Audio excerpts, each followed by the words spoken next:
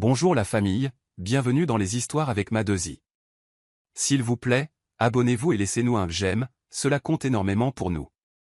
Partagez aussi cette vidéo avec vos amis et vos proches, et activez la cloche de notification pour ne pas manquer nos prochaines vidéos. Merci de le faire. Installez-vous confortablement et détendez-vous, on plonge dans l'histoire. Le soleil s'était à peine levé quand Jenny Holloway glissa hors du lit, son ventre arrondi lui rappelant doucement la vie qu'elle portait en elle. Elle se déplaçait sans bruit dans la maison, ne voulant pas déranger Timothy, qui autrefois chérissait chaque vergeture et chaque envie, mais qui maintenant regardait à peine dans sa direction. Elle prépara son thé, avec du lait, sans sucre, exactement comme il l'aimait, mais ses yeux restèrent fixés sur son téléphone quand elle le posa devant lui. Jenny ajusta son chemisier de maternité, prit son sac d'ordinateur, et expira doucement lorsque Timothy se leva enfin et marmonna « Allons-y ». Leur trajet jusqu'à la Grand Regency Bank fut silencieux, hormis le bourdonnement occasionnel du trafic de la gosse. Jenny regardait par la fenêtre, observant l'énergie des vendeurs de rue. Autrefois, pendant ces trajets, elle parlait des couleurs pour la chambre du bébé, des premiers coups de pied de Harry, mais Timothy ne répondait plus que par des hochements de tête. Alors que leur voiture entrait dans le parking souterrain de la banque, Timothy passa en mode parking et dit platement « Bonne chance avec les rapports ». Jenny se tourna vers lui avec un faible sourire. « Merci. J'ai les résumés de fin de mois. Johnson les veut à la première heure. » Il acquiesça sans la regarder. Elle ouvrit la portière, sortant dans la douce chaleur du soleil matinal. À l'intérieur de la banque, le gardien de sécurité la salua chaleureusement. « Bonjour, Madame Holloway, dit-il avec un grand sourire. « Vous êtes radieuse, Madame. » Jenny gloussa doucement. « Merci, Félix. » Le petit Harry donne des coups de pied comme un footballeur aujourd'hui. En franchissant les portes vitrées et en scannant son badge, Jenny se redressa. Peu importe à quel point Timothy était devenu distant ou à quel point le poids dans son cœur s'était alourdi dernièrement, cet endroit, son bureau, ses feuilles de calcul, son équipe, lui appartenaient encore. Elle ne le savait pas encore, mais ce matin-là serait la dernière fois qu'elle entrerait dans la Grand Regency Bank la tête haute. Le bureau de Jenny sentait légèrement le jasmin et le papier. Son huile parfumée préférée s'accrochait au bord de son bureau en bois, l'ancrant dans sa routine. Elle alluma son ordinateur, le même système qu'elle avait utilisé pour équilibrer des mois de rapprochement, de décaissement et de révision de paie sans jamais la moindre faille. À sa droite se trouvait une tasse de thé à l'hibiscus chaud, et à sa gauche, le dossier des rapports pour Johnson, le directeur de l'agence. Jenny parcourait ligne après ligne les écritures du grand livre, les chiffres s'alignant comme s'il savait qu'il ne fallait pas la décevoir. Elle était fière de sa précision. Ses doigts se déplaçaient rapidement sur le clavier, vérifiant les entrées du système par rapport aux sauvegardes papier, signalant 3 doublons et les corrigeant avant midi. Elle était si absorbée par son travail qu'elle remarqua à peine Pamela frapper et entrer sans attendre de réponse. « Joli bureau », dit Pamela, sa voix teintée d'un sarcasme masqué par un sourire. Jenny leva les yeux, surprise. « Besoin de quelque chose de l'audit ?» Pamela pencha la tête vers le stagiaire à ses côtés. « Je montre juste aux jeunes esprits à quoi ressemble le vrai pouvoir. » Le stagiaire, un jeune homme au visage frais nommé Bradley, se tenait nerveusement derrière Pamela. Jenny se força à sourire et acquiesça. « Eh bien, la précision est le vrai pouvoir ici, » répondit-elle, tournant son moniteur pour qu'il puisse apercevoir son tableau de bord de réconciliation. Voilà comment 100 millions de transactions aboutissent à 0 fraude. Pamela rit légèrement, bien que ses yeux se plissèrent au mot « fraude ». Jenny, ignorant l'alarme silencieuse qu'elle venait de déclencher, retourna à son écran. Alors qu'elle retapait un mot de passe pour accéder à un journal de paie, elle remarqua que le regard de Pamela se posait sur son clavier. Jenny n'y pensa pas plus que ça, après tout, elles étaient collègues. Elle termina sa tâche et minimisa ses fichiers juste au moment où la secrétaire de Johnson l'appela pour lui rappeler leur réunion. Pamela se tourna pour partir, affichant un sourire qui n'atteignait pas ses yeux. Bradley hocha poliment la tête et la suivit. Dès que la porte se referma derrière eux, Jenny expira profondément, considérant cela comme une simple visite gênante. Ce qu'elle ne savait pas, c'est que Pamela avait mémorisé juste assez de son mot de passe pour commencer à allumer l'incendie. L'ambiance à l'intérieur de la banque changea de manière subtile, de celle que seule une personne profondément ancrée dans le système pouvait sentir. Jenny commença à remarquer de petits changements. Des collègues qui s'arrêtaient habituellement à son bureau pour des questions ou des plaisanteries faisaient maintenant des détours soudains. Les hochements de tête autrefois chaleureux de Johnson devinrent de simples signes de reconnaissance secs. Félix, l'auditeur interne qui avait toujours été poli, voire parfois jovial, croisait à peine son regard dans les couloirs. Au début, Jenny attribua cela au stress de fin de mois. La banque avait géré un flux de transactions important et tout le monde était sous pression. Mais vint le jour où elle entra dans la salle de repos du personnel et où la pièce plongea dans le silence. Les conversations s'interrompirent en pleine phrase. Félix se tenait près du distributeur d'eau, parlant à voix basse avec Pamela, qui jeta un regard de côté à Jenny avant de s'excuser avec un « Oh, salut Jenny, juste des discussions de travail, faussement mielleux ». Jenny fit semblant de l'ignorer, remplissant sa bouteille d'eau d'une main ferme. Mais à l'intérieur, son cœur battait la chamade. « Tout va bien, Félix ?» demanda-t-elle, essayant de garder une voix égale. Il s'éclaircit la gorge, sans la regarder dans les yeux. « Tout va bien, je prépare juste les rapports de fin d'année. » Jenny hocha lentement la tête. « D'accord, dis-moi si tu as besoin de quoi que ce soit de la comptabilité. » Elle se força à sourire, puis partit. Alors qu'elle retournait à son bureau, le couloir lui parut plus long. Les ombres semblaient plus profondes. Cette nuit-là, allongée sur le côté avec une main sur son ventre, elle murmura au bébé, « Je ne sais pas ce qui se passe, Harry, mais quelque chose ne va pas. » Timothy était de nouveau rentré tard. Quand il arriva enfin, sentant l'après-rasage et la menthe, Jenny essaya de parler. « Timothy, as-tu remarqué que les gens agissent bizarrement au travail ?» Il secoua la tête tout en faisant défiler son téléphone. « C'est juste tes hormones, Jenny. Arrête de t'imaginer des choses. » Elle se tut, non pas parce qu'il avait raison, mais parce qu'elle savait qu'il ne se souciait plus d'elle. Elle ne s'était jamais sentie aussi seule, même dans une maison baignée de lumière. Ce jeudi soir-là, la banque ferma plus tôt en raison d'une panne de courant, donnant aux employés une rare occasion de partir avant le coucher du soleil. Jenny en profita pour s'arrêter dans une petite boutique de tissus en rentrant, achetant du tissu en coton pour l'emmaillotage de bébé Harry. Elle rentra tôt et décida de surprendre Timothy avec un repas fait maison, un ragoût de poulet grillé et du riz jollof, son plat préféré. Elle mit la table, alluma une bougie à la lavande et enfila une douce robe de maternité jaune. Elle attendit. La nourriture fumait doucement sur la table. Le temps passa. La bougie fondit. Quand la porte s'ouvrit enfin, il était plus de 21h, et Timothy entra, l'air épuisé mais calme. « Tu n'as pas répondu à mes appels ?» dit doucement Jenny en se levant. « J'ai cuisiné. Ça fait longtemps qu'on n'a pas dîné ensemble. » Timothy passa devant elle, desserrant sa cravate. « J'avais des réunions. Je suis fatigué, marmonna-t-il. Les yeux de Jenny cherchèrent son visage, mais il n'offrit aucune chaleur. Tandis que Timothy disparaissait dans la salle de bain, Jenny soupira et s'assit. Pendant ce temps, à l'autre bout de la ville, Pamela versait 2 verres de vin dans son appartement. « Tu es trop tendu » ronronna-t-elle, en tendant un verre à Timothy alors qu'il arrivait à sa porte. Cette femme t'étouffe avec sa culpabilité et ses feuilles de calcul. Timothy prit le vin, se frottant les tempes. « J'ai juste besoin de paix, Pamela. Au moins quand je suis ici, je peux respirer. » Elle sourit, lui effleurant la poitrine. « Tu auras cette paix. Juste un peu plus de patience. C'est presque fini. » Il la regarda. « Quoi donc ?» Pamela fit un clin d'œil et murmura, « Fais-moi confiance. » Bientôt, elle ne sera plus sur notre chemin. De retour chez les Holloway, Jenny mangeait seule sous une lumière tamisée, la main posée sur son ventre. « Peut-être que tu seras le seul à rester, » murmura-t-elle à son enfant à naître.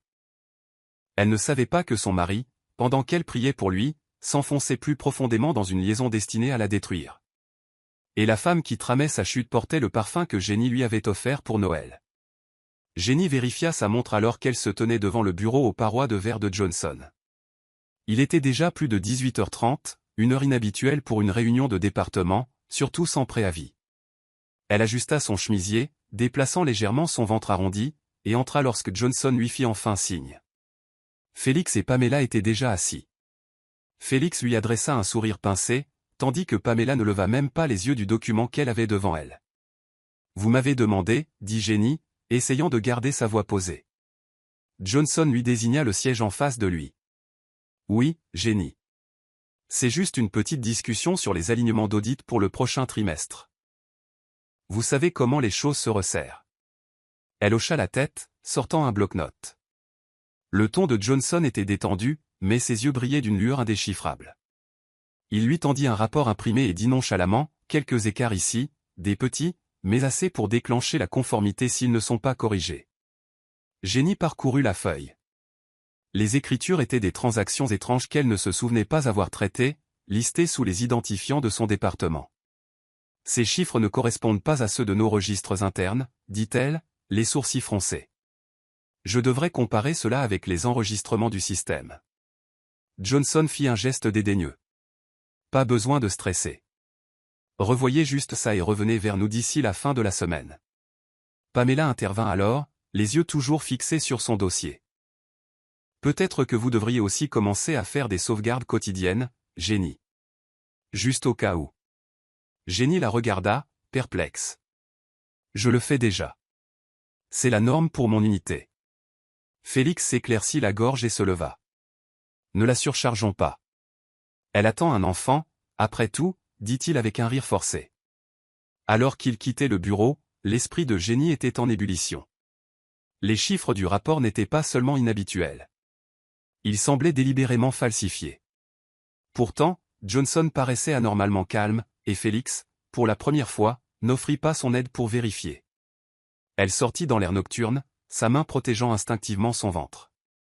Quelque chose se préparait, et ce n'était pas une revue de conformité.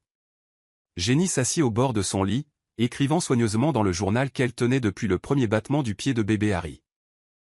Les pages étaient remplies de petites notes, d'espoir, de peur, de lettres à son enfant à naître que personne d'autre ne lirait jamais. Cette nuit-là, elle écrivit avec un cœur endolori, « Il change autour de moi, Harry. J'ai l'impression d'être la seule à ne pas être dans le secret. » Elle fit une pause, posant son stylo alors que Timothy entrait dans la chambre. Il ne lui prêta aucune attention. Il enleva simplement ses chaussures et s'allongea à l'autre bout du lit, lui tournant le dos. « Tu n'as même pas demandé comment s'était passée la réunion, » murmura-t-elle, presque pour elle-même. Il ne dit rien. Jenny s'allongea aussi, fixant le plafond. Elle avait cru que la grossesse les rapprocherait, mais maintenant son ventre ressemblait à un mur entre eux. Son rire lui manquait, ses douces taquineries, la chaleur qu'il offrait autrefois. Tout ce qu'elle avait maintenant, c'était des regards vides et un silence pesant. Le lendemain au travail ne fit qu'accentuer ce sentiment d'isolement.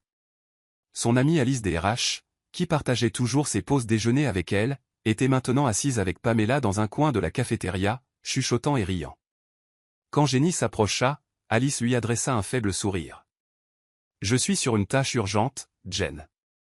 On se rattrape plus tard. » Même le gardien de sécurité qui la saluait avec une chaleur paternelle se contenta d'un signe de tête ce matin-là.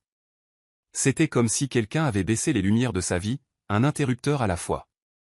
Jenny se força à rester calme tout au long de la journée, mais les murs de sa confiance s'érodaient lentement. Ce soir-là, elle écrivit de nouveau.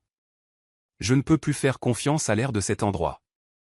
Et Timothy, il est devenu un étranger que je croise dans mon propre couloir. » Ses doigts tremblaient légèrement, mais elle continua. « Pourtant, je continuerai à travailler. Je continuerai à respirer.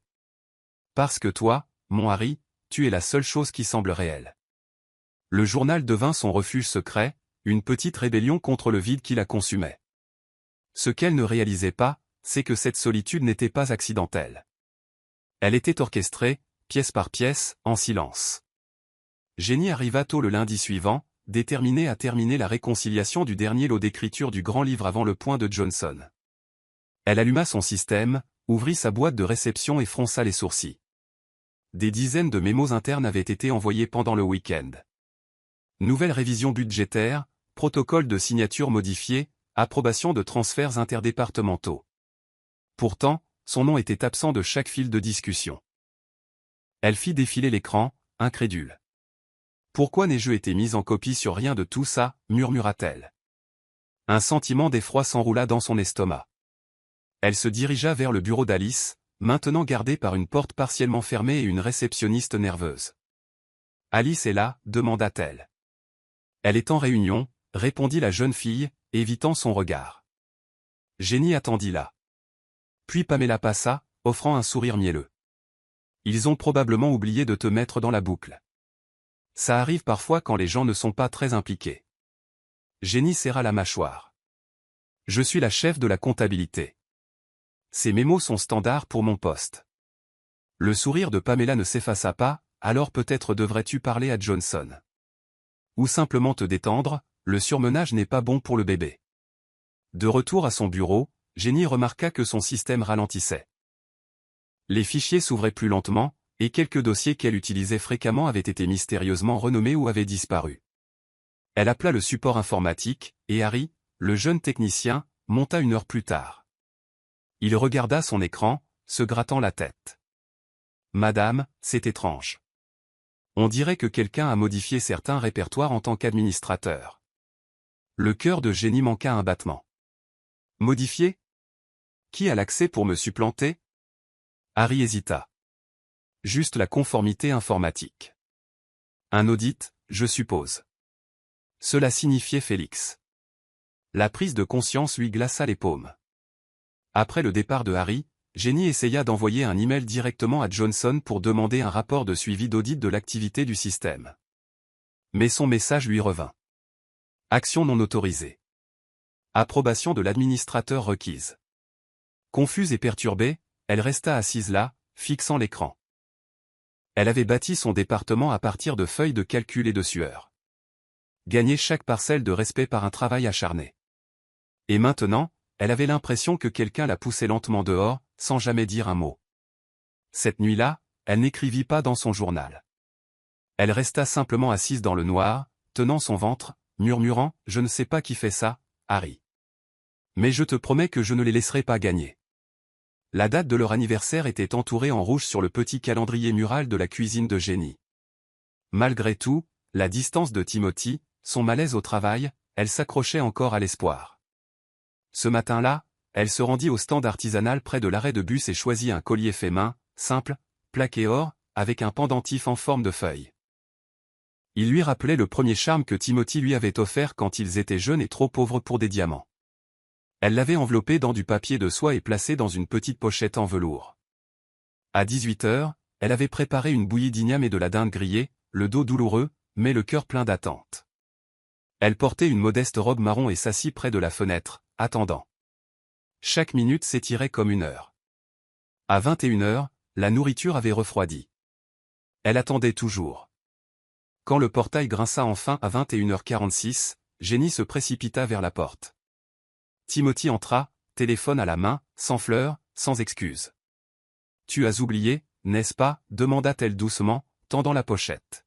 « Qu'est-ce que c'est » demanda-t-il en fronçant les sourcils. « Un collier pour notre anniversaire. » Timothy y jeta à peine un coup d'œil. « Jen, j'ai eu une longue journée. On peut éviter ça maintenant » dit-il en passant devant elle. Elle resta figée, la pochette toujours suspendue à sa main. « J'ai cuisiné, j'ai attendu. C'est comme si je n'existais même plus, murmura-t-elle. Il jeta ses clés sur la table. « Tu ne comprends pas, n'est-ce pas? Je suis sous pression au travail, et tu veux jouer au couple heureux. » Sa voix claqua dans le silence comme un fouet. Jenny se détourna, ravalant ses larmes. À l'étage, dans l'appartement de Pamela, une scène différente se déroulait. Elle et Timothy s'étaient échangé des messages aguicheurs toute la journée, et quelques minutes après la fin de leur appel, elle lui envoya un nouveau texto.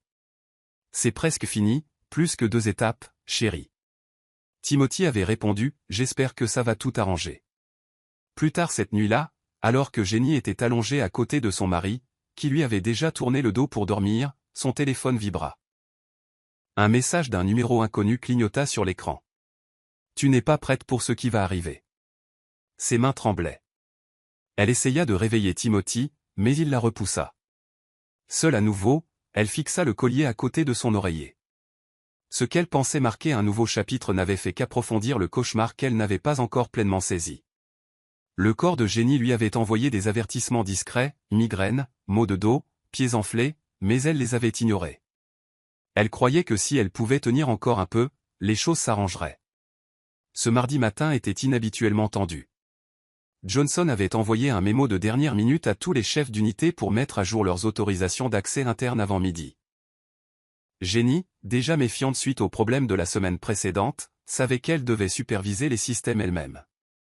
Elle passa des heures penchée sur son clavier, vérifiant les journaux d'utilisateurs, contrôlant 3 fois les résumés financiers et essayant de récupérer des fichiers qui avaient mystérieusement disparu. À midi, sa respiration était devenue courte et une douleur aiguë lui traversa le bas du dos. Pourtant, elle persévéra, se dirigeant vers la salle des coffres pour finaliser un audit de réconciliation trimestrielle qu'elle avait promis à Johnson. Le couloir menant au coffre lui parut plus long que d'habitude, et en entrant dans la pièce climatisée, sa vision se brouilla. Une caméra de sécurité clignotait au-dessus d'elle. Ses doigts effleurèrent l'acier froid du classeur, puis tout se mit à tourner. Elle s'effondra sur le sol, sa tête manquant de peu le coin d'une étagère. Une alerte bipa à la porte du coffre alors que sa carte d'identité, toujours dans sa poche, déclencha automatiquement une tentative de connexion. Quelques minutes plus tard, Félix entra dans la pièce et se figea. Il regarda autour de lui, ne vit personne d'autre, puis sourit. Il sortit sa tablette et tapa rapidement dans le système d'audit. En quelques secondes, il lança une commande manuelle, utilisant les identifiants de Jenny alors qu'elle était inconsciente. Les lumières des caméras clignotaient au-dessus. Il s'en détourna délibérément. Alors que son corps s'agitait faiblement sur le sol, Félix effectua une transaction factice, assez petite pour ne pas déclencher d'alarmes immédiates, mais assez grande pour entacher son historique d'audit. Il s'agenouilla alors à côté d'elle, lui tapotant le visage. « Jenny ? Jenny, tu m'entends » cria-t-il, la voix pleine d'une fausse inquiétude. Un agent d'entretien entra quelques instants plus tard et eut un hoquet de surprise. « Madame, ça va ?» Jenny gémit doucement, désorientée. Félix se releva d'un bond et appela les RH pour une assistance d'urgence, tout en glissant sa tablette dans son sac. Alors que Jenny était emmenée sur une civière, ses yeux s'entr'ouvrirent pour apercevoir Pamela debout dans un coin avec un porte-bloc, souriant faiblement. Ce n'était pas juste un malaise. C'était la dernière fissure dans le piège qu'ils avaient tendu depuis longtemps. Le lendemain matin, Jenny se réveilla dans la baie de repos de la clinique à l'arrière de l'hôpital du personnel de la banque, sa vision encore légèrement floue. Une infirmière vérifia ses constantes, murmurant que le stress et l'épuisement avaient contribué à son évanouissement. « Vous devez vous reposer, madame, dit-elle gentiment. » Mais le repos était la dernière chose que Jenny pouvait se permettre. Dès qu'elle fut autorisée à partir, elle retourna à son bureau et ouvrit les journaux de son système, cherchant toute anomalie. Quelque chose n'allait pas. L'une des écritures qu'elle avait signalées des semaines auparavant apparaissait maintenant comme approuvée sous son identifiant, daté du moment de son malaise. Son cœur se serra. Elle imprima le journal et se dirigea directement vers Johnson. Il leva à peine les yeux quand elle entra. « Je dois signaler un problème d'intégrité des données », dit-elle en lui tendant la feuille. Johnson la parcourut, puis se pencha en arrière. « Ce sont de graves accusations, Jenny. Êtes-vous en train d'insinuer que quelqu'un a utilisé votre accès illégalement ?» Elle hocha la tête. « C'est arrivé pendant que j'étais inconsciente. Nous devons vérifier les horodatages d'accès à l'audit interne. » Johnson soupira et mit le papier de côté. « Nous examinerons cela plus tard.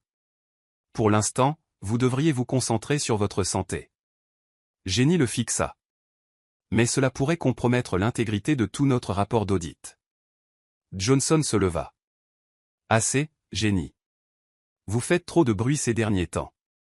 Laissez la conformité faire son travail. » Alors qu'elle se tournait pour partir, elle vit Pamela à la porte, sirotant un café, la regardant avec une satisfaction à peine voilée. Ce soir-là, un rapport anonyme fut déposé auprès de la direction centrale, citant un accès non autorisé au coffre et des approbations inhabituelles, nommant Jenny Holloway comme principale suspecte. Il était signé simplement « Dénonciateur interne anonyme ». Au même moment, Félix rencontra Johnson en privé. « Tout est en place. On attend juste le feu vert », murmura Félix. Johnson hocha sombrement la tête. « Préparez le comité. Nous nous occuperons d'elle bientôt. » De retour à la maison, Jenny s'assit sur le canapé, caressant doucement son ventre, inconsciente de la tempête qui se levait autour d'elle. Elle sentit le bébé donner un coup de pied et murmura « On y est presque, Harry. Juste quelques mois de plus. » Mais dehors, le ciel s'assombrissait, non pas de pluie, mais d'une trahison à laquelle elle ne pouvait plus échapper. L'alerte du calendrier de Jenny clignota à 8h45. Une demande de réunion de Johnson intitulée « Examen urgent de l'audit interne ». L'heure la rendit mal à l'aise. Elle arriva dans la salle de conférence au 5e étage avec 10 minutes d'avance, son dossier fermement serré sous son bras. Félix était déjà assis, sirotant dans une tasse de la marque et faisant semblant de feuilleter des feuilles de calcul. Johnson entra quelques instants plus tard, suivi d'un représentant de la conformité centrale. « Commençons », dit sèchement Johnson. « Nous avons identifié des écarts récurrents dans les écritures du coffret du grand livre. La piste mène à la comptabilité et, malheureusement, à vous. » Jenny cligna des yeux. « Pardon ?» Johnson fit glisser un document vers elle. « Voici une série de transactions non approuvées, toutes portant votre code d'accès. » Jenny parcourut la liste, les dates, les montants, les références, tous liés à son identifiant d'utilisateur. Mais ce n'étaient pas les siennes. Sa voix se brisa légèrement. « Ce n'est pas possible. Je n'ai pas autorisé cela. » Félix se pencha en avant. « C'est votre signature numérique, Jenny. Nous avons vérifié les journaux du système. » Jenny serra les poings. « Je veux examiner les données d'accès brut. Il devrait y avoir une trace IP, un historique d'horodatage. Je ne traiterai jamais de telles transactions. » L'agent de conformité haussa un sourcil. « Ce n'est pas encore une procédure pénale, Madame Holloway. Mais nous avons besoin que vous coopériez. » Elle sentit la pièce se resserrer. « Donc je suis coupable jusqu'à preuve du contraire. » Johnson se leva. « Vous êtes sur la défensive. Ça n'aide pas. Nous allons signaler cela au comité de discipline. » Les genoux de Jenny devinrent faibles. Elle se tourna vers Félix. « Tu me connais. Tu as travaillé avec moi. Crois-tu vraiment que je mettrais mon intégrité en péril de cette manière ?» Félix détourna le regard. Le silence fut plus assourdissant que des mots. Alors que la réunion s'achevait, Jenny sortit d'un pas mal assuré, les papiers serrés contre sa poitrine. Les murmures s'étaient transformés en accusations formelles. Son monde, autrefois structuré par des points décimaux et des bilans, s'effondrait, et elle ne savait plus à qui faire confiance. Jenny était assise à la table de la salle à manger ce soir-là. Des rapports s'étalaient devant elle, mettant en évidence chaque transaction qu'on l'accusait maintenant d'avoir autorisée. Ses mains tremblaient alors qu'elle revérifiait chaque écriture, comparant ses notes avec les journaux. Quand Timothy entra, elle leva les yeux, le visage fatigué et taché de larmes. « Il faut que je te parle, dit-elle. » Il laissa tomber sa mallette près de la porte et se dirigea directement vers le réfrigérateur. « Quoi encore » marmonna-t-il en sortant une bouteille d'eau. Jenny se leva lentement. « Ils m'ont accusé de fraude. L'audit interne prétend que j'ai déplacé des fonds illégalement en utilisant mes identifiants. Mais ce n'est pas vrai, Timothy.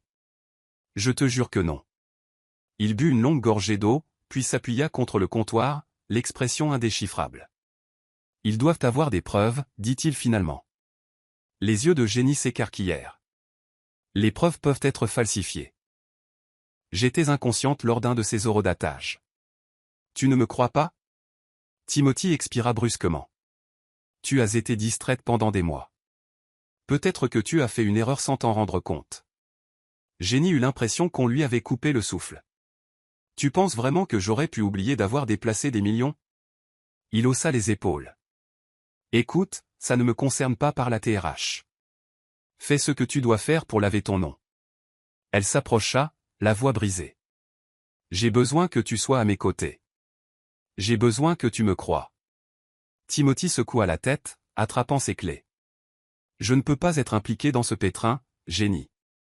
J'ai ma propre carrière à penser. » Il partit sans un autre mot. Elle resta là, abasourdie, la pièce résonnant soudain de son silence. Elle murmura dans le vide, « Tu avais dit que nous étions une équipe. » La porte d'entrée se referma.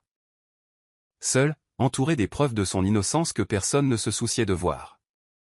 Jenny s'effondra sur la chaise et pleura, non seulement parce qu'on la piégeait, mais parce que le seul homme qui aurait dû la défendre avait déjà abandonné son cœur depuis longtemps. Le jeudi matin commença par un calme étrange. Jenny entra dans le hall de la banque, son badge d'identification serré contre sa poitrine comme un bouclier. Ses pas lui semblaient plus lourds que d'habitude, mais elle continua, espérant pouvoir au moins sauver sa réputation avant que les choses ne deviennent incontrôlables. À son bureau, elle trouva une enveloppe scellée à son nom. Elle l'ouvrit lentement. À l'intérieur se trouvait une note des RH l'informant de sa suspension en attente d'enquête, ainsi que des instructions pour se présenter immédiatement au comité de discipline. La panique monta dans sa poitrine. Elle se leva, le cœur battant, et se dirigea vers le bureau de Johnson. Mais avant qu'elle ne puisse atteindre l'ascenseur, 2 gardes de sécurité l'interceptèrent. « Madame Holloway » demanda l'un d'eux doucement. « On nous a demandé de vous escorter hors du bâtiment. Veuillez rendre votre carte d'accès. » Jenny cligna des yeux. « Attendez, quoi? Vous voulez dire maintenant ?» Les gardes ne répondirent pas. L'un d'eux tendit la main. Tremblante, Jenny retira la carte attachée à son chemisier et la plaça dans sa paume. Le personnel à proximité commença à murmurer. Des téléphones apparurent. Des appareils photo flashèrent. Ses mains tremblaient alors qu'il la faisait passer devant son équipe, devant des stagiaires qu'il avait autrefois admirés, devant Pamela qui se tenait près de l'aile des RH, feignant le choc. « Oh, Jenny, je suis tellement désolée » murmura-t-elle, touchant sa poitrine de manière dramatique. Les lèvres de Jenny s'entr'ouvrirent pour répondre, mais aucun mot ne sortit. Alors que les gardes la conduisaient dehors, un journaliste local, prévenu par quelqu'un de l'intérieur, s'approcha avec un micro. « Madame Holloway, avez-vous vraiment détourné des fonds du système des coffres ?» Elle se couvrit le visage alors que les questions fusaient. « Le bébé fait-il partie de votre stratégie de défense par distraction? Votre mari était-il au courant de la fraude ?» Elle ne pouvait plus respirer. Les paparazzi grouillaient. La voiture s'arrêta. Celle de Timothy. Il regarda par la fenêtre, croisa son regard une seconde, puis se détourna et partit. Jenny resta figée, les larmes coulant sur son visage, entourée d'étrangers filmant sa chute. Le soleil était aveuglant, les voix trop fortes, la honte insupportable. Et en quelques heures, elle était passée de chef de la comptabilité à un nom déshonoré en tendance sur Internet. Mais dans son ventre, Harry donna un coup de pied, et ce faible mouvement lui rappela qu'elle avait encore une raison de survivre. Le métal froid des menottes mordit les poignets de Jenny alors qu'elle était assise en silence à l'arrière du fourgon de police, les yeux fixés sur le sol. Elle avait été convoquée ce matin-là pour clarifier des incohérences d'audit au bureau régional de la conformité. Mais dès son arrivée, des officiers l'attendaient. La presse était arrivée avant même qu'elle ne puisse entrer. Le titre qui inondait tous les écrans disait « Banquière enceinte arrêtée dans un scandale de détournement de 150 millions ». Sa photo, prise alors qu'on la poussait à travers les portes vitrées, fut placardée sur les réseaux sociaux en moins d'une heure. Aucun tribunal ne l'avait entendue. Aucune déclaration n'avait été prise. Mais sa réputation était déjà condamnée. Dans la salle d'interrogatoire, un officier à l'air las lui offrit un siège. « Vous êtes en garde à vue en attendant l'enquête » dit-il en évitant son regard. « Mais je n'ai rien fait » murmura Jenny, la voix rauque. « S'il vous plaît, vérifiez juste les horodatages de connexion. Vérifiez les images de la caméra du coffre. » L'officier ne répondit pas. À la place, il posa un papier devant elle. « Signez simplement ici pour accuser réception de votre détention. » Alors que Jenny tendait la main vers le stylo, un coup de pied sec de l'intérieur lui rappela la vie fragile qui grandissait en elle. Elle fit une pause, ferma les yeux et stabilisa sa respiration. « Je ne signerai rien tant que je n'aurai pas parlé à un avocat » dit-elle en repoussant le papier. L'officier se pencha en arrière, surpris. « Vous êtes sûr? Cela pourrait retarder votre libération. » Jenny le regarda droit dans les yeux. « Laissez-le retarder. Je n'ai rien à avouer. » Pendant ce temps, dans un studio élégant de l'Eki, Pamela et Timothy étaient assis face à un animateur de talk-show, dépeignant une image de préoccupation maîtrisée. « C'est déchirant » dit Pamela en s'épongeant les yeux. « Nous ne voulions pas croire que Jenny était capable de ça, mais les preuves sont accablantes. » Timothy hocha la tête solennellement à ses côtés, comme s'il ne venait pas de voir sa femme être traînée dans la honte. « Nous espérons qu'elle obtiendra l'aide dont elle a besoin » ajouta-t-il. L'émission fut diffusée ce soir-là. Le nom de Jenny fut en tendance pour toutes les mauvaises raisons. Des inconnus commentèrent son apparence, sa grossesse, sa cupidité présumée. Elle fut libérée sous caution après 2 jours d'humiliation, son dossier marqué pour examen par le tribunal des finances de l'État.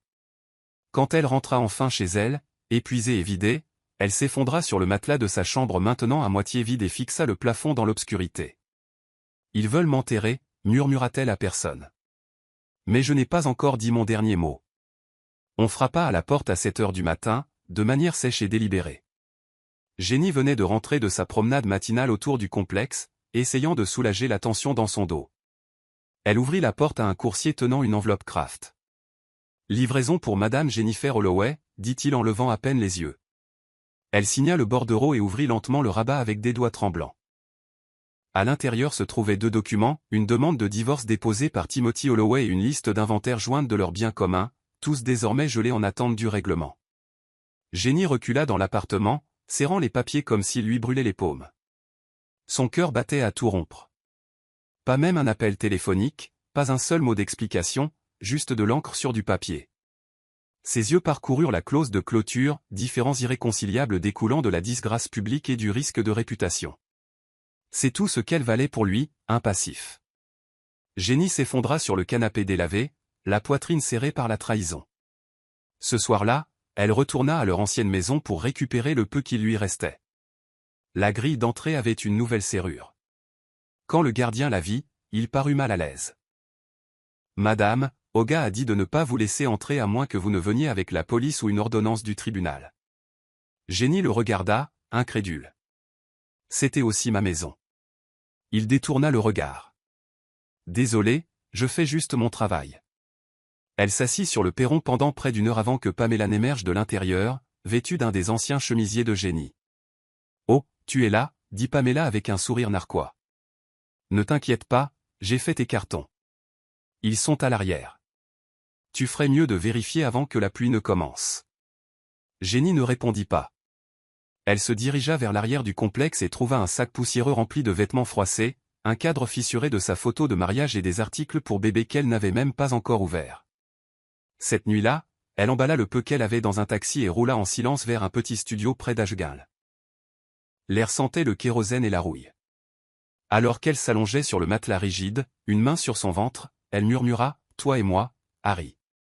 C'est tout ce qui nous reste maintenant. » La pièce était à peine assez grande pour qu'elle puisse étendre ses jambes, mais Jenny ne se plaignit pas. Un ventilateur rouillé bourdonnait au-dessus de sa tête, offrant peu de soulagement de la chaleur étouffante. Le propriétaire, M. Hoguindel, l'avait autorisée à emménager avec seulement la moitié de la caution après qu'un voisin se soit porté garant pour elle. Ce n'était pas grand-chose, des murs jaunes écaillés, un robinet qui fuyait et une vitre tachée qui laissait entrer plus de bruit que de lumière, mais c'était un abri.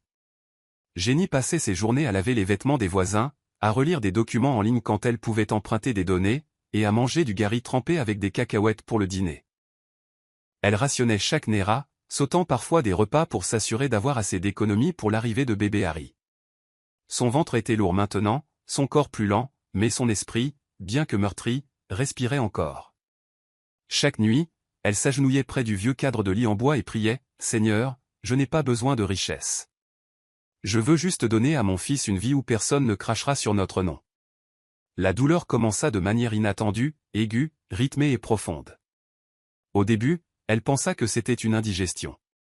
En 1 heure, les crampes s'intensifièrent et une voisine, Darlene, qui l'avait remarquée penchée en 2 dehors, la transporta d'urgence à la clinique communautaire voisine. La sage-femme de service avait vu des urgences pires. « Vous irez bien » dit-elle alors que Jenny serrait sa main, trempée de sueur et de peur. « Respirez. Vous êtes plus forte que vous ne le pensez. » Les murs de la salle d'accouchement étaient fissurés, le lit légèrement incliné d'un côté, mais rien de tout cela n'avait d'importance. Après 3 heures de douleur intense, à exactement 3h12 du matin, Jenny donna naissance à un petit garçon avec un cri puissant et de grands yeux curieux. Elle le serra contre sa poitrine, sanglotant doucement. « Harry » murmura-t-elle, la voix brisée. « On a réussi. » Il n'y avait pas de ballon, pas de bouquet, pas de visiteurs. Juste Jenny, son fils, et le faible bourdonnement des ventilateurs de plafond dans une clinique qui sentait l'antiseptique et le métal. Mais pour la première fois depuis des mois, ses larmes n'étaient pas de chagrin. Elles étaient celles du triomphe silencieux de la survie. Elle avait tout perdu, mais dans ses bras reposait la seule raison dont elle avait besoin pour continuer à se battre. Le matin commençait avant le lever du soleil dans le studio que Jenny louait maintenant. Elle synchronisait ses tâches avec le sommeil le plus léger de Harry afin de pouvoir l'attacher sur sa poitrine et se déplacer librement. La survie devint une rotation de services échangés contre des pièces.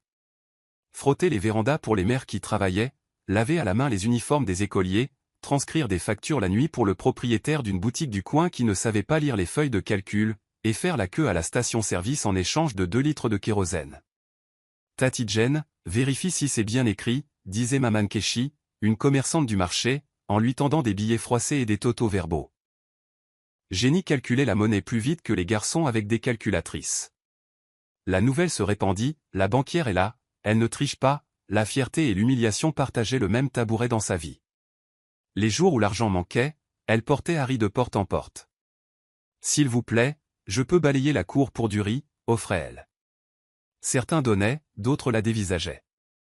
Une fois, un adolescent se moqua, « C'est toi qui as volé l'argent de la banque, non ?» Elle se redressa et répondit doucement, « Je travaille. C'est ce que je fais. » La nuit, elle tenait des registres privés, les revenus dans les marges, les rations alimentaires par date, les médicaments entourés en rouge. La fin enseignait une précision plus profonde que n'importe quelle formation en entreprise ne l'avait jamais fait. Les mois passèrent. Harry apprit à s'asseoir, puis à ramper entre des piles de bassines. Darlene, la voisine qui avait emmené Jenny à la clinique, devint un point d'ancrage. « Laisse la lessive. »« Je tiens le bébé, » insistait-elle, le berçant contre son pagne pendant que Jenny faisait ses courses. Un après-midi, alors qu'elle récupérait des pages de saisie de données dans un cybercafé, Jenny tomba sur Bradley, l'ancien stagiaire de Grand Regency. Il se figea. « Madame, je suis désolé pour tout. » Elle l'étudia attentivement. « Vous avez eu votre diplôme ? » ?»« Oui. »« Je suis en contrat dans l'informatique maintenant, » dit-il en baissant la voix. « Les choses sont devenues étranges après votre départ. Des fichiers ont disparu. On a dit aux gens de se taire. » Jenny déglutit. « Si jamais vous vous sentez courageux, gardez des traces, » dit-elle. Il hocha la tête et lui glissa une clé USB. De vieilles sauvegardes, peut-être inutiles, peut-être pas, de retour à la maison, elle la cacha sous les vêtements pliés de Harry. Cette nuit-là, après lui avoir donné une bouillie de maïs dilué, elle murmura, « Nous n'avons pas fini, mon garçon. Ils nous ont enterrés superficiellement. » Elle ne savait pas encore comment ni quand, mais la mémoire musculaire de l'enquête refaisait surface. La pauvreté l'avait dépouillée de son statut. Elle ne l'avait pas dépouillée de ses compétences.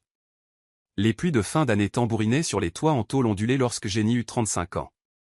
Pas de fête, pas de gâteau, juste une bassine en plastique recueillant l'eau sous la fenêtre et Harry, maintenant un bambin robuste à l'énergie débordante, traînant un seau de peinture vide sur le sol comme un tambour. Darlene fit irruption, applaudissant doucement. « Joyeux anniversaire, maman banquière. J'ai du malt. Il est tiède, mais c'est du malt. » Jenny rit pour la première fois depuis des jours.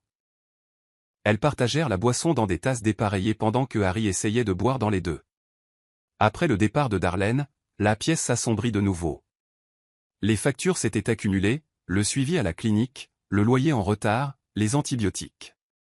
Jenny compta les derniers billets dans son sac. 1200 Nera au total. Elle mit de côté 700 Nera pour la nourriture. Les 500 Nera restants, elle les fit tourner entre ses doigts, hésitant entre des données mobiles et un ticket de transport. Dehors, un vendeur de kiosque de loterie cria, « Dernier tirage du jour. Tentez votre chance. » Jenny faillit passer son chemin, puis s'arrêta. « Donnez-moi un flash. » Une seule ligne. Le vendeur la regarda, son ventre maintenant plat, et haussa les épaules.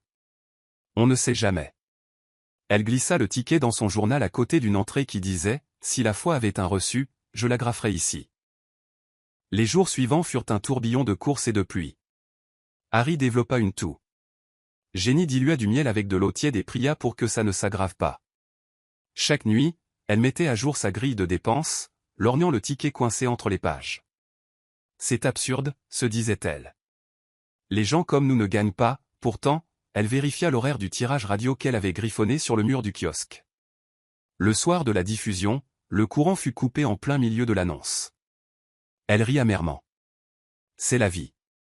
Le lendemain matin, elle fit la queue à un stand de recharge pour allumer son téléphone et, sur une impulsion, demanda au vendeur de composer la ligne des résultats enregistrés. Une voix robotique lut les numéros gagnants. Elle attrapa le ticket, compara la séquence, se figea. « S'il vous plaît, rejouez » cria-t-elle. Le vendeur sourit. « Calmez-vous, madame. » La relecture le confirma. Combinaison parfaite. Les genoux de Jenny faiblirent. Non, il y a une erreur. Vérifiez encore. Le vendeur se pencha, les yeux écarquillés. Ma sœur, tu as peut-être touché le jackpot. Ses mains tremblaient de manière incontrôlable. Elle pressa son front contre les cheveux de Harry et murmura, si c'est réel, tout change. Mais elle ne célébra pas tout de suite. Elle connaissait les institutions. La vérification importerait plus que les chiffres. Et si l'univers lui avait enfin ouvert une porte, elle avait l'intention de la franchir avec prudence et avec des preuves. 3 jours après l'annonce enregistrée, Jenny reçut un SMS officiel du Conseil national de la loterie lui demandant de confirmer son identité pour réclamer un prix de premier rang. Elle faillit le supprimer, craignant une arnaque. Au lieu de cela, elle emprunta le téléphone de Darlene, appela la ligne d'assistance indiquée, et fut transférée 2 fois avant qu'une voix masculine calme ne dise « Madame Jennifer Holloway, nous vous félicitons. Votre ticket se terminant par 4729 correspond au jackpot de 1,8 milliard de Naira. Vous devez vous présenter en personne avec une pièce d'identité et le ticket. Ne partagez pas cette information publiquement pour l'instant. » Jenny s'assit lourdement sur la marche devant sa chambre. « Monsieur, répétez ce chiffre. » 1,8 milliard avant impôt, répéta-t-il. Sa gorge se serra. « S'il vous plaît, ne plaisantez pas avec moi. » « Nous ne plaisantons pas avec les chiffres, » répondit-il. Le rendez-vous fixé, elle cacha le ticket à l'intérieur d'une doublure de paquet de couches, scellée dans une boîte d'huile de cuisson. Le lendemain matin, elle enfila son chemisier le plus propre, attacha ses cheveux, mit Harry en écharpe, et prit 2 bus et un cake jusqu'au siège du conseil de la loterie. La sécurité scanna le ticket. Les officiels vérifièrent les signatures, l'horodatage de la vente, l'identité du vendeur. Une femme sourit. « Madame, c'est confirmé. » Ils proposèrent d'organiser une cérémonie publicitaire. Elle refusa. « Virement bancaire uniquement, traitement discret, » insista-t-elle. Le directeur haussa un sourcil. « La plupart des gagnants célèbrent. » Jenny répondit, « La plupart des gagnants ne reconstruisent pas une vie qui a été réduite en cendres. » En quelques semaines, après impôts, démarches légales et création d'une fiducie anonyme, ses comptes personnels gonflèrent au-delà de tout ce qu'elle avait pu imaginer. Pourtant, elle agit avec prudence. Premièrement, payer le loyer d'un meilleur appartement dans un quartier plus sûr. Deuxièmement, des bilans de santé complets pour Harry. Troisièmement, engager une aide professionnelle, non pas des conseillers tape à accent grave-l'œil, mais des esprits stratégiques. Se souvenant de la clé USB de Bradley, elle contacta un consultant en données discret qui extraya des journaux de serveurs dormants. Puis, elle chercha une comptable judiciaire indépendante et en trouva une grâce à une recommandation sur un forum réglementaire, Alice Nuoto, connue pour avoir exposé des systèmes de détournement via des sociétés écrans. Lors de leur première rencontre dans un café tranquille, Alice écouta sans interrompre Jenny raconter le désastre de l'audit. « Vous avez gardé des copies brutes ?» demanda Alice. Jenny fit glisser la clé USB sur la table. « J'ai gardé tout ce qu'il ne pensait pas qu'une femme brisée pourrait cacher. » Alice se pencha en arrière, impressionnée. « Si ce qu'il y a là-dessus est ce que je pense, ils ne se sont pas contentés de vous piéger, ils ont construit un écosystème de vol. » La réponse de Jenny fut ferme. « Je ne veux pas de gros titres vengeurs. Je veux la vérité documentée. Et quand elle sera prête, je déciderai où la faire éclater. » Le retour avait commencé, non pas avec du bruit, mais avec des données.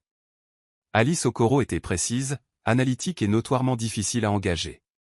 Mais quand Jenny s'assit en face d'elle dans le bureau privé tranquille, niché dans un immeuble discret d'Ikoyi, elle parla avec une telle urgence silencieuse que même Alice haussa un sourcil. « Je ne veux pas de sympathie publique, » dit Jenny, les mains soigneusement croisées sur la table. « Je veux de la clarté. Je veux la preuve de ce qu'ils m'ont fait. Et je le veux discrètement. » Alice l'étudia un long moment. « Vous comprenez que cela pourrait prendre des mois. Les systèmes bancaires, surtout les anciens comme celui de Regency, sont truffés d'enregistrements enfouis et de pistes délibérément effacées. Ce n'est pas bon marché non plus. » Jenny la regarda dans les yeux. « Je ne vous demande pas de le faire gratuitement. Je vous demande d'aider une femme qu'on a fait taire à prouver qu'elle n'était pas une voleuse. » Alice se pencha en arrière, ses doigts tapotant son menton. « Alors commençons. » En moins d'1 heure, elles commencèrent à accéder aux journaux archivés des coffres, aux sauvegardes de conformité et au vidage des serveurs internes. Ce qu'elle découvrirent était glaçant. Des modifications de mémos internes, des transactions déroutées vers des comptes fantômes, des pistes d'audit qui avaient été manuellement outrepassées, beaucoup provenant du niveau d'autorisation de Félix. Jenny s'assit à côté d'Alice, les mains tremblantes, alors que les pièces du puzzle se mettaient lentement en place. « Regardez ça », dit Alice en pointant une entrée signalée. Cette transaction, 4,2 millions, a été traitée avec vos identifiants. Exactement 10 minutes après votre déconnexion du système lors de votre évanouissement. Pas d'IP interne, pas d'idée de terminal.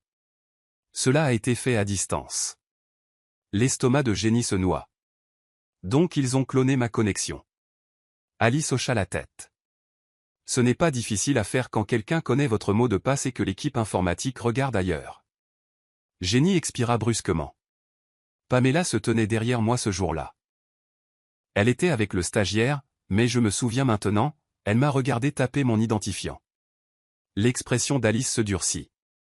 Alors elle a eu de l'aide, probablement Félix, peut-être même Johnson. Et si Timothy en a bénéficié financièrement, il n'est pas non plus un simple spectateur.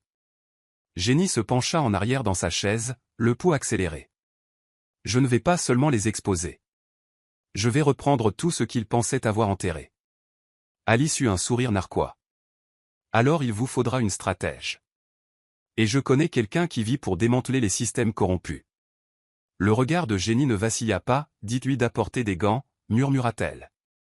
Nous y allons proprement, mais nous ne sortirons pas en silence. Pendant 3 semaines consécutives, Alice et son équipe discrète travaillèrent sans relâche, épluchant les pistes d'audit numérique, les anciens emails du personnel et les circuits de paiement suspects. Chaque fois que Jenny passait au bureau, il y avait du nouveau. Voici un autre compte fictif, dit Alice un matin, créé par l'assistante de Johnson.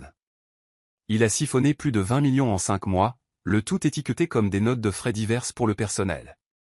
Jenny se pencha, scrutant les enregistrements. Et ses approbations? Alice hocha sombrement la tête. L'identifiant de Pamela. Elle a validé la quasi-totalité d'entre elles. Lentement, elles découvrirent un réseau de détournement de fonds qui avait commencé bien avant que Jenny ne soit piégée. Félix avait antidaté des autorisations d'audit.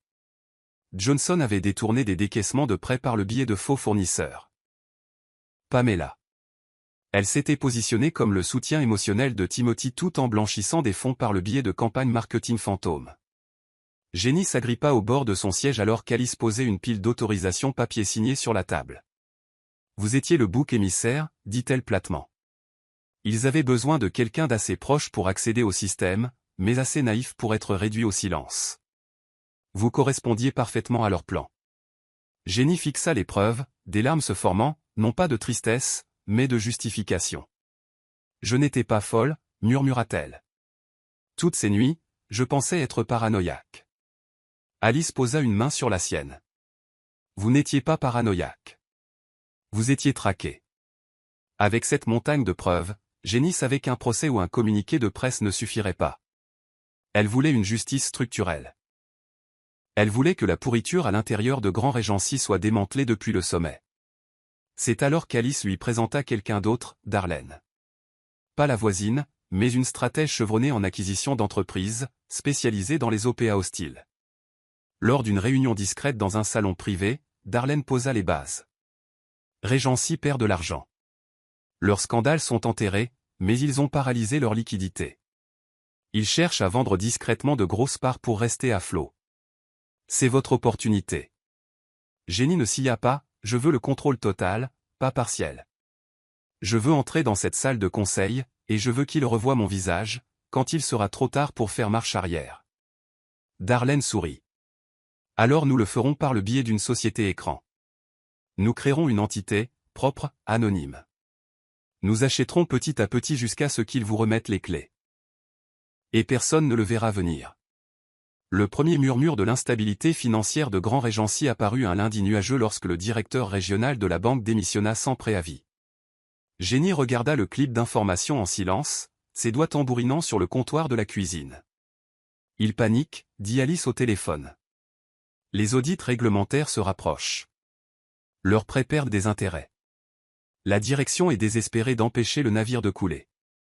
Au même moment, Johnson poussait des propositions de restructuration interne, tandis que Pamela liquidait discrètement une partie de son immobilier, signe que même les acteurs clés savaient que leur temps était compté. Félix, de plus en plus nerveux, avait commencé à appeler de vieux contacts à la conformité, essayant de clarifier ses dossiers. Mais les murs se refermaient. Jenny avait déjà acquis 18% des actions sous le nom de Hanch Holdings, une société écran nommée d'après Harry, et son équipe d'acquisition se rapprochait d'une participation majoritaire. « Ils ne savent toujours pas que c'est vous, » dit Alice. Jenny répondit, « C'est le but. Ils ne le sauront que lorsque je franchirai ces portes. » Lors de la réunion suivante des actionnaires, le conseil d'administration annonça une vente aux enchères privées pour 25% des actions de classe A restantes, une mesure d'urgence pour lever des liquidités. Jenny appela Darlene. « Nous achetons tout, dit-elle, sa voix froide et ferme. Peu importe le coût, je veux ce siège. » Darlene gloussa. « Alors c'est fait. » Le processus d'appel d'offres fut rapide, et en 48 heures, Hanch Holdings devint le nouvel actionnaire majoritaire de Grand Regency Bank. Le conseil, ignorant toujours qui possédait l'entité écran, programma une réunion pour accueillir le nouvel investisseur et entamer les pourparlers de transition. Johnson, maintenant visiblement stressé, dit à Félix lors d'une conversation en aparté, « Nous les charmerons. Qui que ce soit, ils auront besoin de nous. » Pamela rit avec assurance. « Ils supplieront pour mes connaissances en marketing. Personne ne connaît la clientèle comme moi. » Timothy, toujours opportuniste, prépara un dossier de propositions pour impressionner le nouveau patron. Mais aucun d'entre eux ne savait que la femme qu'ils avaient jetée comme un déchet était sur le point de revenir, non pas comme une employée, non pas comme une suspecte, mais comme celle qui tenait l'avenir de la banque entre ses mains. Le château de cartes qu'ils avaient construit sur des mensonges et de l'arrogance était sur le point de s'effondrer, et Jenny était le vent qu'ils n'avaient jamais vu venir. Le nom Hanch Holdings commença à apparaître sur des documents d'investisseurs confidentiels à travers le réseau d'actionnaires de Grand Regency, mais personne ne pouvait en retracer l'origine. C'était voulu. Enregistrée dans un quartier calme sous des couches d'anonymat juridique, la société avait acquis sa première participation de 18% sans attirer l'attention. Maintenant, suite à la vente aux enchères d'urgence, Hanch Holdings avait le contrôle total des votes, 43% de la banque, juste assez pour dicter la conduite de la salle du conseil. Jenny était assise en face de Darlene dans un bureau discret surplombant le lagon de Lagos, ses doigts serrés autour d'une tasse de café noir. « Sommes-nous prêts pour la révélation ?» demanda-t-elle. Darlene sourit. « Tout est prêt. La réunion de transition de la semaine prochaine est à vous. » Jenny expira profondément, ayant encore du mal à croire que ce moment était arrivé. « Savent-ils que je suis le visage derrière tout ça ?» Darlene secoua la tête. « Pas la moindre idée. Ils pensent que c'est un groupe d'investissement européen. Ils ont la couverture parfaite. » Alice entra, ordinateur portable à la main. « Je viens de recevoir l'audit financier. Leurs pertes réelles sont pires que nous ne le pensions. Ils ont caché plus de 300 millions de dollars en budget marketing détourné et en radiation de prêts falsifiés. » Jenny hocha lentement la tête. « Ce qui signifie que dès que j'entrerai, ils paniqueront. » Alice s'appuya contre la table. « C'est le but. Ils vous ont détruite publiquement, Jenny. Maintenant, vous les détruisez professionnellement. » Les yeux de Jenny se durcirent. « Pas de presse. Pas de théâtre. Je veux que la réunion soit programmée, l'ordre du jour clair, et mon entrée inattendue. » Darlene feuilleta un document juridique. « C'est déjà fait. Vous serez présenté simplement comme le nouvel intérêt majoritaire. Nous avons même réservé votre place de parking. » Jenny s'autorisa un faible sourire. « Mettez le nom de Harry dessus. » Les trois femmes gloussèrent doucement. Ce soir-là, Jenny borda Harry dans son lit dans leur nouvel appartement de 2 chambres, modeste mais sûr. Il serrait une girafe en peluche alors qu'elle écartait ses boucles. « Maman a une grande réunion demain, » murmura-t-elle. « Et après ça, plus personne ne nous traitera de voleurs. » Elle se tint près de la fenêtre, regardant les lumières de la ville. La douleur n'avait pas disparu, mais elle avait enfin trouvé un but. Demain, elle ne serait plus la femme rejetée.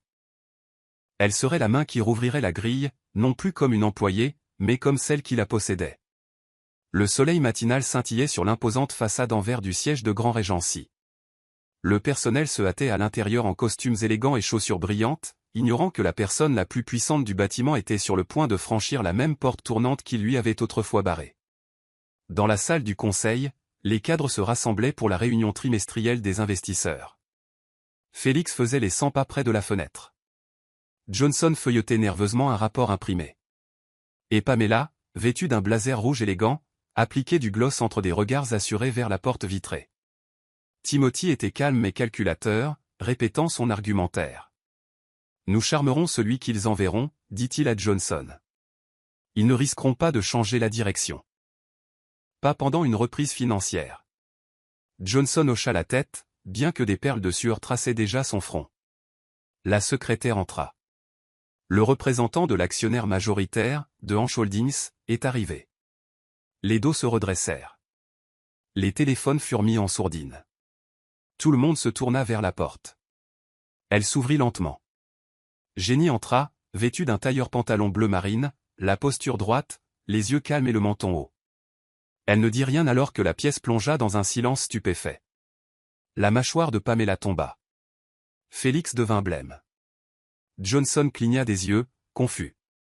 Timothy se leva à moitié, la voix tremblante. Elle hocha la tête une fois, puis se dirigea calmement vers le bout de la table et posa un dossier en cuir devant son siège. Darlene et Alice la suivirent, chacune portant ses propres dossiers. « Bonjour, dit Jenny. Je m'appelle Jennifer Holloway. Je suis l'unique bénéficiaire et fondatrice de Hanch Holdings. Depuis la semaine dernière, je détiens 43% des capitaux propres de cette institution. Cette réunion est désormais sous ma direction. » La pièce resta figée. Personne ne bougea. « Je suppose que vous êtes tous prêts avec vos rapports trimestriels ?» demanda calmement Jenny en ouvrant son dossier. Timothy s'effondra finalement sur sa chaise, abasourdi. Pamela avait l'air sur le point de vomir. « Si vous avez besoin d'un moment pour vous ressaisir, » ajouta Jenny avec un faible sourire, « je comprends tout à fait. Je sais que des surprises comme celle-ci peuvent ébranler. Des fondations instables. » Ces mots étaient délibérés. Elle n'était pas là pour les applaudissements. Elle était là pour le contrôle. Et à cet instant, le conseil réalisa que leur passé était revenu, non pas comme un fantôme, mais comme leur nouvelle réalité. Après la fin de la réunion, le silence dans la salle du conseil persista comme un brouillard. Jenny se tenait près de la fenêtre, regardant son reflet se fondre avec l'horizon extérieur. Derrière elle, Félix était courbé, murmurant à Johnson tandis que Pamela évitait tout contact visuel. Darlene se pencha. La transition légale est en cours. D'ici vendredi, votre nom sera officiellement inscrit comme présidente. Jenny ne sourit pas, assurez-vous que la conformité interne reçoive le rapport complet d'Alice. Mais n'alertez pas la presse pour l'instant. Alice hocha la tête, tapant déjà. Jenny sortit lentement de la pièce, ses talons résonnant sur le sol carrelé. Chaque département qu'elle traversait se tournait pour la regarder. Certains membres du personnel chuchotaient, reconnaissant son visage. D'autres restaient dans un silence stupéfait. Elle se déplaçait dans le bâtiment comme un souvenir marchant dans la réalité. Et à l'extérieur de l'ascenseur de la direction, là où des plaques n'affichaient autrefois que les noms de la vieille garde, une nouvelle étiquette venait d'être installée sur la place de parking réservée en bas, Hanch Holdings, réservée. Elle entra dans l'ascenseur, flanquée de Darlene et Alice. Pendant qu'ils descendaient, Jenny parla enfin. « Je veux que chaque département soit examiné, en commençant par l'audit et le marketing. Remplacez Félix et Pamela d'ici lundi. Mémos internes seulement pour l'instant. » Darlene hocha la tête. « Et pour Timothy ?» Jenny hésita, puis répondit, « Mettez-le en congé administratif. Les RH s'occuperont des formalités. » Lorsqu'ils atteignirent le rez-de-chaussée, le hall se tut alors qu'elle sortait. La réceptionniste, celle qui lui avait autrefois refusé l'entrée lors de sa suspension, se leva maintenant dans une panique maladroite. « Madame, bonjour madame. » Jenny hocha poliment la tête et continua à marcher. Dehors, le soleil était plus chaud qu'il ne l'avait été depuis des années. Elle traversa le parking jusqu'à une voiture noire impeccable qui l'attendait, sa portière tenue ouverte par un chauffeur en uniforme. Elle se retourna une dernière fois pour regarder le bâtiment, l'endroit où sa dignité lui avait été arrachée. Mais plus maintenant. Elle n'était plus la femme tremblante serrant une boîte en carton. Elle était la propriétaire, l'architecte de sa propre rédemption. Et alors qu'elle se glissait dans la voiture à côté d'un arrière, elle sourit et murmura, « Maintenant, ils se souviendront de qui je suis, non pas parce que j'ai crié, mais parce que j'ai survécu. La salle du conseil n'avait jamais semblé aussi étouffante.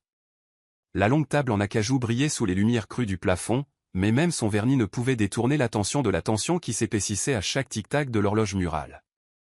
Pamela ajusta son col, ses yeux se dirigeant vers la porte toutes les quelques secondes. Elle ne peut pas vraiment être aux commandes, n'est-ce pas? Murmura-t-elle en serrant son verre d'eau. Johnson ne répondit pas.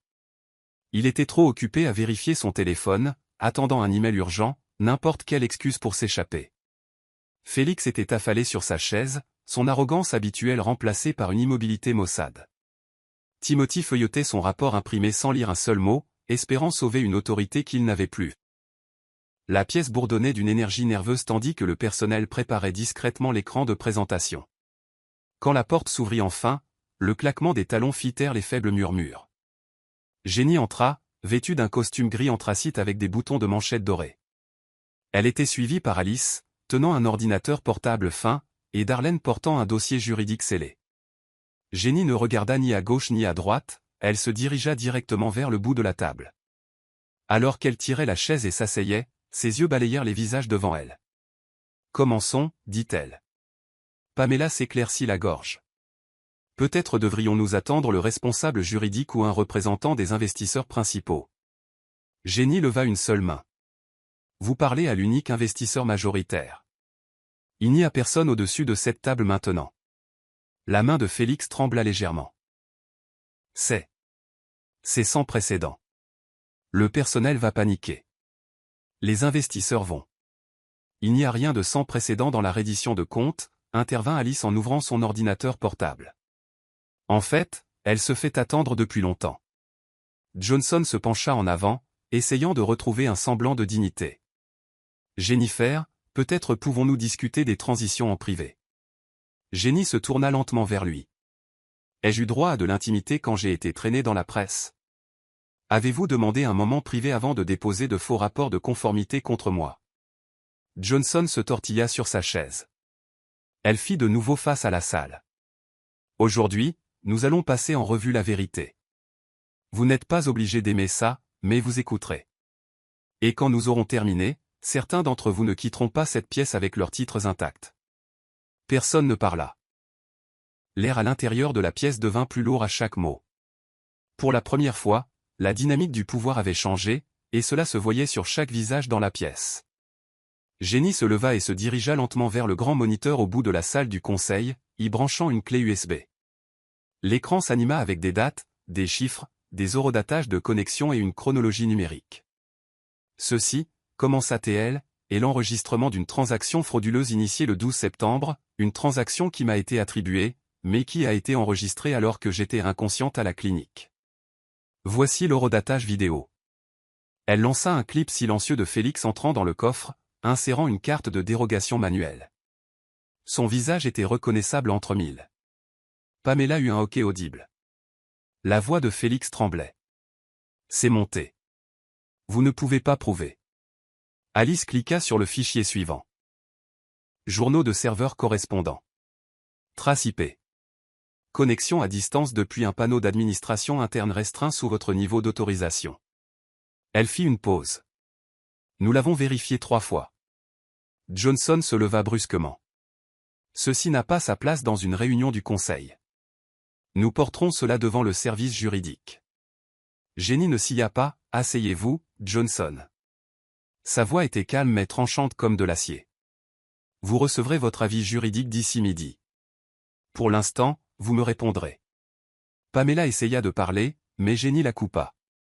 Vous vous souvenez de moi, n'est-ce pas? La femme dont vous vous êtes moqué dans le salon. La femme que vous avez remplacée avant même qu'elle n'ait fait ses cartons. Timothy n'avait pas dit un mot de tout ce temps. Son regard était fixé sur son propre reflet dans le mur de verre.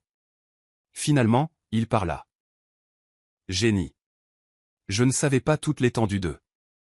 Elle se tourna brusquement vers lui. Tu en savais assez pour me tourner le dos quand j'avais besoin de toi. Tu en savais assez pour te tenir à la télévision à ses côtés et me traiter de honte. Sa voix tremblait, mais elle ne craqua pas, je ne suis pas revenu pour vous humilier. Je suis revenu pour vous rappeler que ce que vous avez essayé d'enterrer ne disparaît pas. Ça prend racine. Darlene s'avança, distribuant un dossier à chaque cadre. À l'intérieur se trouve un résumé des crimes financiers commis par les personnes présentes. D'ici la fin de la journée, vos accès seront révoqués. Des actions en justice suivront. Jenny regarda une dernière fois autour de la table. Ce n'est pas de la vengeance, c'est la justice. Et elle s'est fait attendre.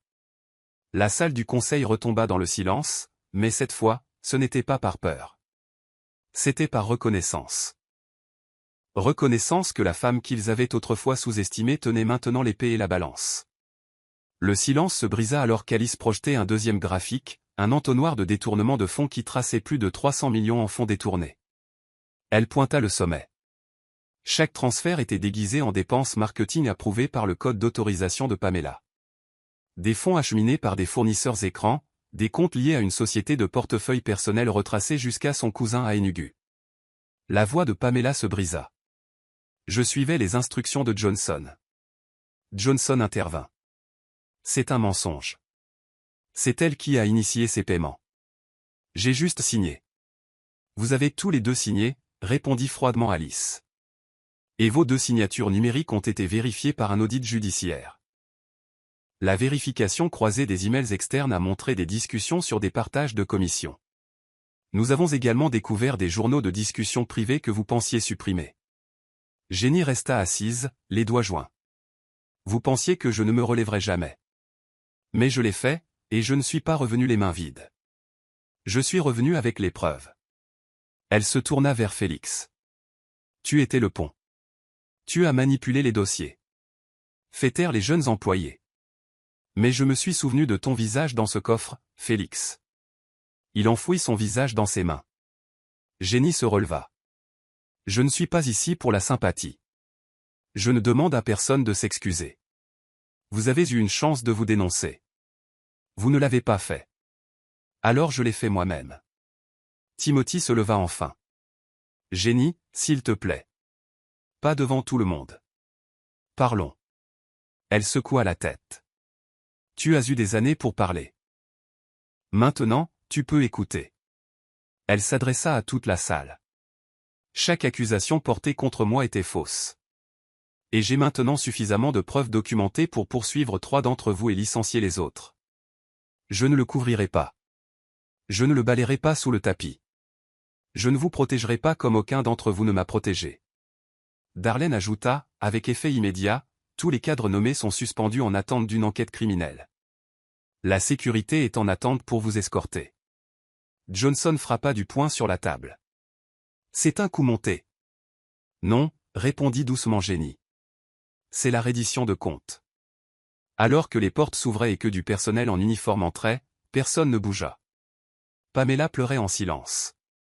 Félix murmurait quelque chose d'incohérent. Jenny ne jubila pas. Elle retourna simplement à son siège et s'assit avec sang-froid. Car pour elle, les preuves ne parlaient pas seulement. Elles rugissaient avec chaque once de vérité qu'ils avaient autrefois essayé d'effacer.